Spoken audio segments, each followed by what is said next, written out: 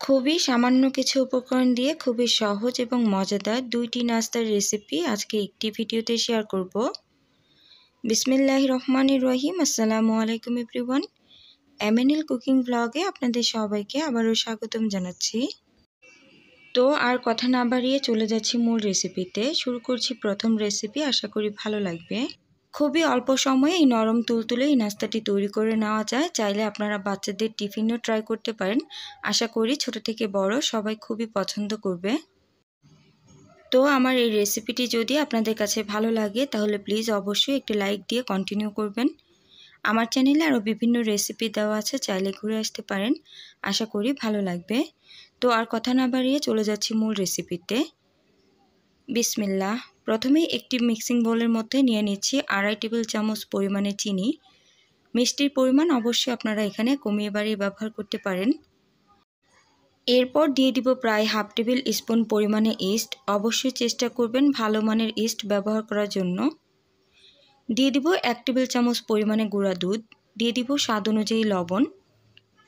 গুঁড়া দুধ অবশ্যই এখানে ব্যবহার করার চেষ্টা করবেন, এতে করে টেস্ট অনেক ভালো আসবে। সবশেষে এর মধ্যে 1/3 কাপ পরিমাণে কুসুম গরম পানি অ্যাড করেছি। এখন খুব ভালোভাবে একটু মিক্স করে নিচ্ছি।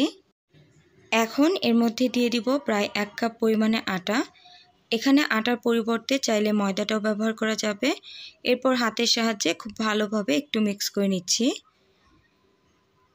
সবশেষে প্রায় 1 থেকে 2 টেবিল চামচ পরিমাণে সয়াবিন তেল দিয়ে এটাকে খুব ভালোভাবে মেখে নিব। এখন এটাকে একটা ঢাকনা দিয়ে ঢেকে প্রায় 20 মিনিটের মতো রেস্টে রেখে দিব। হাতে সময় না থাকলে আপনারা কিন্তু প্রায় 10 মিনিটের মতো এটাকে রাখতে পারেন। ভালো মানের ইস্ট হলে কিন্তু প্রায় 10 থেকে 15 মিনিটের মধ্যে এভাবে ইস্টটা অ্যাক্টিভ হয়ে যাবে। তো এখন এটাকে আবারও খুব ভালোভাবে একটু মেখে নিচ্ছি।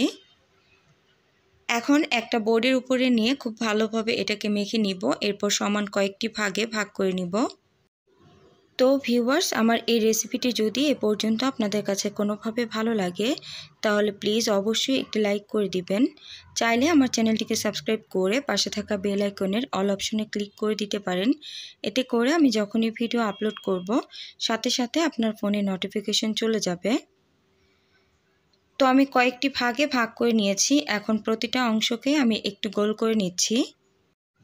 এখন নাস্তাগুলো তৈরি করে নিব, আর এর জন্য একটি অংশ নিয়ে এর উপরে সামান্য পরিমাণে আটা দিয়ে খুব সহজেই কিন্তু আমরা এই রুটিটাকে বেলে নিব।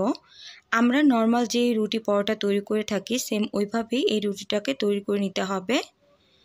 তবে এই রুটিটা কিন্তু খুব বেশি পাতলা করা যাবে না, আবার খুব বেশি মোটা করা যাবে না।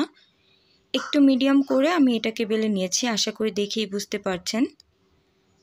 এর থেকে কোনোভাবে বেশি পাতলা করা যাবে না। তো একইভাবে আমি সবগুলো নাস্তা তৈরি করে নিব।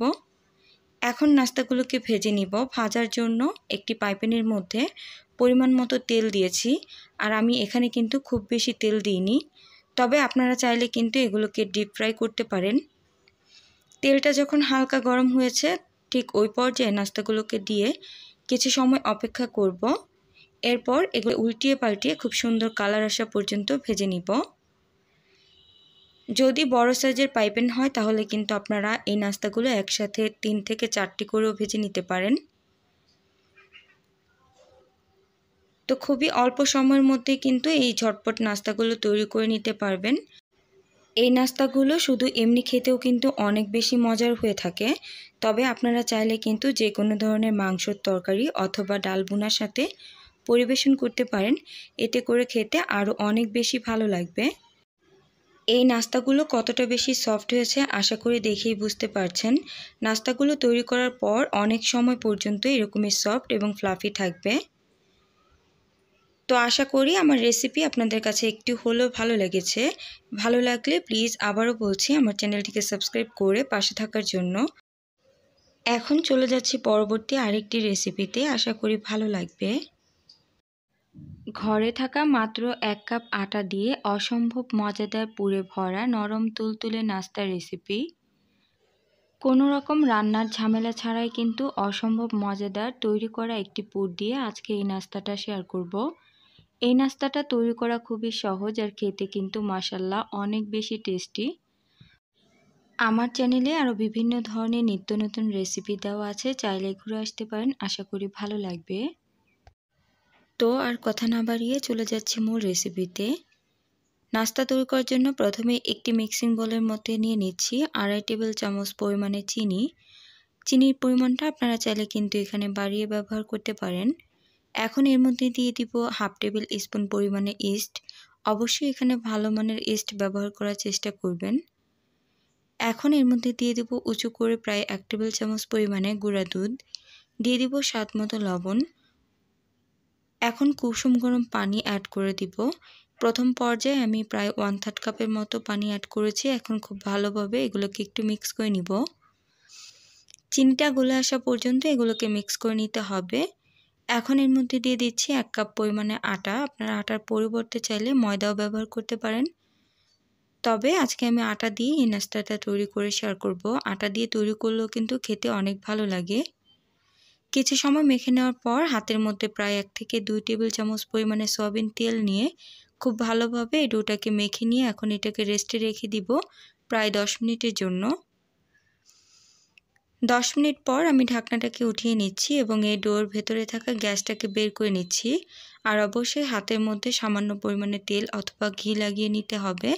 এতে করে হাতের মধ্যে কিন্তু ডোটা লেগে যাবে না। আর ডোটা অবশ্যই খুব বেশি টাইট করে তৈরি করা যাবে না, একটু সফট করে তৈরি করে নিতে হবে। এখন একটা বোর্ডের উপরে নিয়ে এই ডোটাকে সমান কয়েকটি ভাগে ভাগ করে নিচ্ছি। আপনারা নাস্তাটা কতটা বড় আর কতটা ছোট রাখতে চান তো সেটার উপরে নির্ভর করে এই ডোটাকে ভাগ করে নিতে হবে। এখন এই ডোয়ের প্রতিটা অংশকে হাতের মধ্যে নিয়ে একটু গোল করে নিতে হবে। এরপর এগুলোকে 5 মিনিটের জন্য আবারও রেস্টে রেখে দিব। এখন এই নাস্তার ভেতরে দেওয়ার জন্য খুবই সহজ এবং মজাদার একটি পুর তৈরি করব। এর জন্য একটি বাটির মধ্যে প্রায় 4 টেবিল চামচের মতো রোস্ট করা তিল নিয়েছি। এরপর এখানে দিয়ে দিব 1 টেবিল চামচ পরিমাণে গুঁড়া দুধ, দিয়ে দিব স্বাদ অনুযায়ী চিনি। আমি এখানে 2 টেবিল চামচ পরিমাণে চিনি দিয়েছি। এখন খুব ভালোভাবে এগুলোকে একটু মিক্স করে নিব। আর এই পুরটা কিন্তু খেতে অসম্ভব মজার হয়ে থাকে। ঠিক 5 মিনিট পর আমি একটি অংশ নিয়ে হাতের সাহায্যে যতটা সম্ভব একটু রুটির মতো একটু ছড়িয়ে নিচ্ছি। আপনারা চাইলে কিন্তু এই কাজটা একটু বেলুনের সাহায্যে করে নিতে পারেন। এখন রুটিটার ঠিক মাঝ বরাবর পরিমাণ মতো পুর দিয়ে দিব। আর এই পুরটা একটু বেশি করে দিলে খেতে কিন্তু অনেক ভালো লাগে। এরপর হাতের সাহায্যে এই রুটিটার দুই পাশ থেকে একটু খুব ভালোভাবে সিল করে নিচ্ছি। আসলে এই কাজটা আমি কিভাবে করে নিচ্ছি সেটা আপনাদেরকে একটু দেখে বুঝে নিতে হবে। তো এখন হাতের সাহায্যে একটু আবারও লম্বা করে নিচ্ছি। এরপর একটা বেলুনের সাহায্যে একটু লম্বা করে এটাকে বেলে নিচ্ছি। খুব বেশি এটাকে পাতলা করা যাবে না, খুবই আলতো হাতে এই রুটিটাকে বেলে নিতে হবে। আশা করি দেখেই বুঝতে পারছেন আমি এটা কতটা মোটা করে বেলে নিয়েছি। তো একইভাবে আমি সবগুলো নাস্তা তৈরি করে নিব। এখন নাস্তাগুলোকে ভেজে নিব। ভাজার জন্য আমি প্রায় 1/3 কাপ পরিমাণে সয়াবিন তেল দিয়েছি।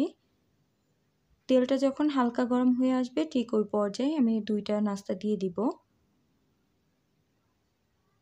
তেলটাকে অতিরিক্ত গরম করে এই নাস্তাগুলো দেওয়া যাবে না, এতে করে কিন্তু খুব দ্রুতই কালার চলে আসবে।